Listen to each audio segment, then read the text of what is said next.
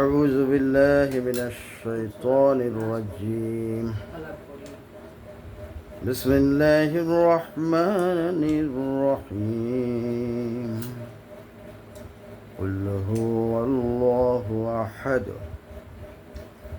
অনেকে কুলহু সূরাটা পড়ে কুলহু আল্লাহু আহাদ, সঠিক না, বলতে হবে কুলহু আল্লাহু আহাদ আল্লাহুস সামাদ লাম ইয়ালিদ ওয়া লাম ইউলাদ ওয়া লাম ইয়াকুল লাহু কুফুয়ান আহাদ।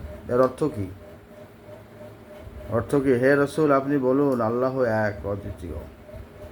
আল্লাহ অভাব শূন্য, অমুখাপেক্ষী। আল্লাহ কারো মুখাপেক্ষী নন। তিনি কাউকে জন্ম দেননি, তাকে কেউ জন্ম দেননি, তার সমতুল্য আর কেহই নাই। তাহলে এইভাবে সূরা ইখলাসটা যদি কেউ 3 বার পড়ে, তাহলে বলছে 1 খতম কোরআন পড়ার সওয়াব। সুবহানাল্লাহ। আমরা 1 বার পড়লাম, আরো 2 বার পড়ি, অর্থ সহ তেলাওয়াত করলাম।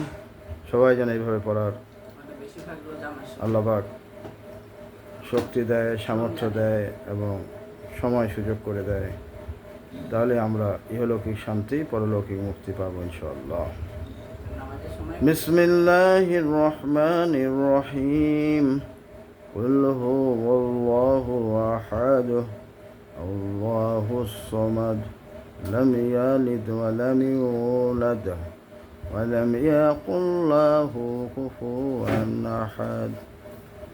বিসমিল্লাহির রহমানির রহিম কুল হুয়াল্লাহু আহাদ আল্লাহুস সামাদ লাম ইয়ালিদ ওয়া লাম ইউলাদ ওয়া লাম ইয়াকুল লাহু কুফুয়ান আহাদ। আরেকবার অর্থটা বলে দিই।